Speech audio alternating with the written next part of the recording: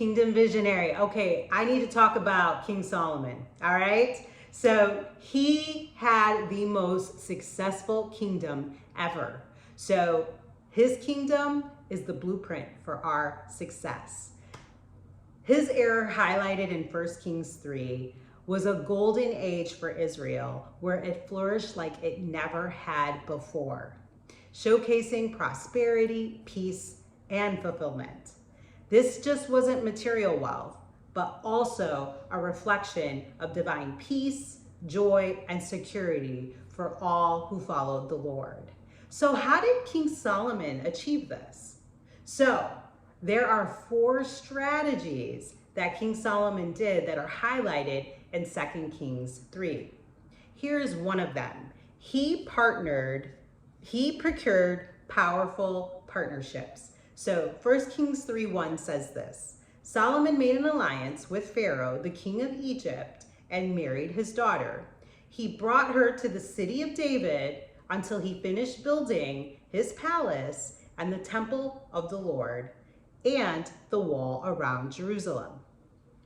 So in Song of Solomon, the bride partners with the majestic king. So in the first chapter of Song of Solomon, the poor Shulamite, aka the bride, had fallen in love with Jesus, who is aka the groom, as the master shepherd. A little bit later in chapter 1, Jesus reveals himself as a majestic king. She was a little confused because she had already fallen in love with him as the shepherd, and this whole new revelation was just like messing with her mind. It was extremely difficult for her because you got to remember, she was a poor, very, very poor Shulamite.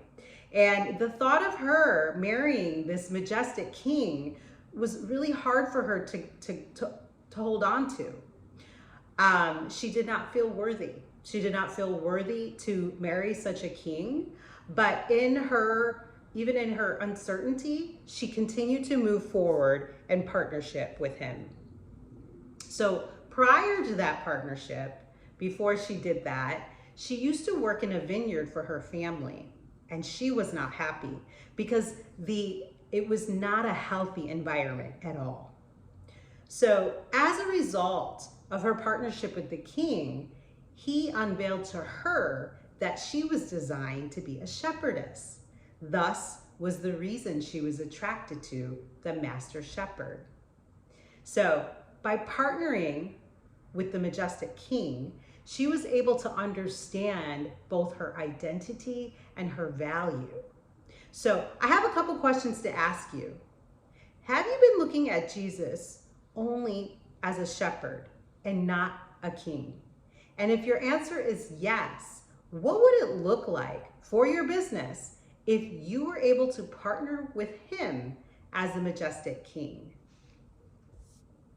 I will be giving some more insights about this strategy of procuring powerful partnership with the king in the Quickest Way to Clarity Next Steps Masterclass I'll be holding this Saturday, where I will be sharing how we can implement right away the King Solomon strategy in our business, so we can start moving together towards elevation in our vision.